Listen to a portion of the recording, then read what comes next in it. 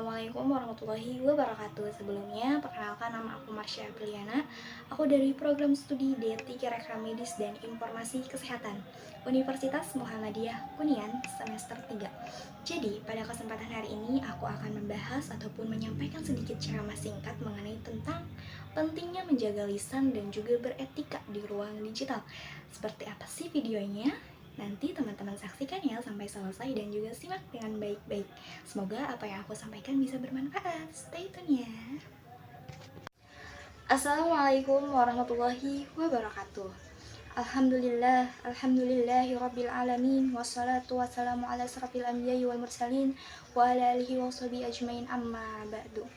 Pertama-tama marilah kita panjatkan puji syukur kehadirat Allah Subhanahu wa taala karena pada kesempatan kali ini di sini saya bisa menyampaikan sedikit nasihat, pesan baik untuk teman-teman semuanya ataupun untuk dari diri saya sendiri sehingga kita bisa terus memperbaiki diri.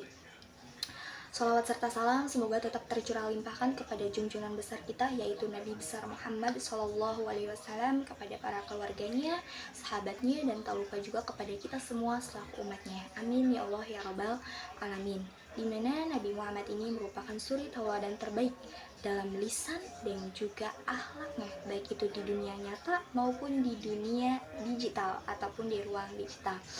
Baik teman-teman, berbicara tentang era digital, sekarang jari kita, tangan kita itu lebih cepat berbicara daripada mulut kita. Dimana apa yang kita share, apa yang kita komentari, dan apa yang kita posting itu bisa menjadi sebuah kebaikan, tetapi di satu sisi itu juga bisa menjadi sebuah munculnya masalah. Maka pada kesempatan kali ini di sini kita akan belajar bersama mengenai tentang pentingnya menjaga lisan dan juga beretika di ruang digital.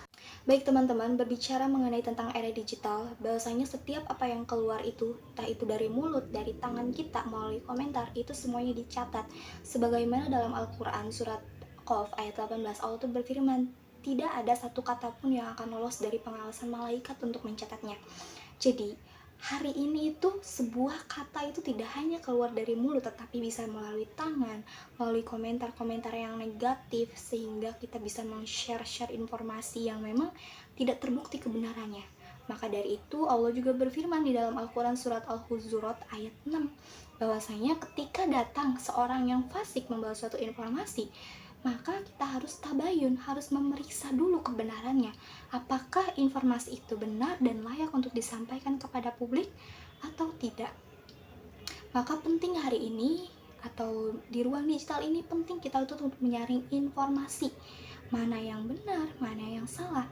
Karena sekarang itu bisa saja dari sebuah kata, baik itu dari sebuah komentar yang sering kita lontarkan untuk orang lain, ternyata orang lain sakit hati terhadap apa yang kita komentari, dan kemudian apa yang kita sebar gitu, apabila tidak mengandung sebuah berita kebenaran, maka akan menjadi sebuah kebohongan publik yang nantinya, karena kan sekarang tuh era digital, semua informasi itu tuh cepat tersebar, sehingga yang tahu nanti bisa percaya bahwa berita yang kita sebar itu adalah sebuah kebenaran dan pada kenyataannya itu adalah berita bohong.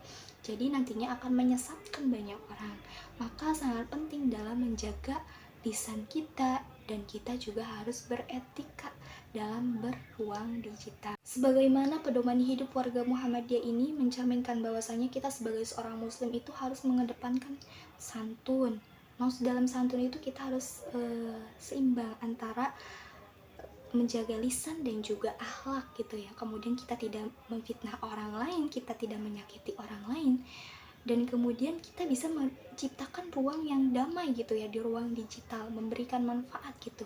Maka ada 4 hal yang harus kita lakukan, langkah-langkah dalam menjaga lisan dan juga beretika di ruang digital. Yang pertama, kita harus saring dulu nih berita yang kita dapatkan sebelum kita sharing. Yang kedua, ketika kita tidak bisa menyampaikan hal-hal yang baik, lebih baik kita diam.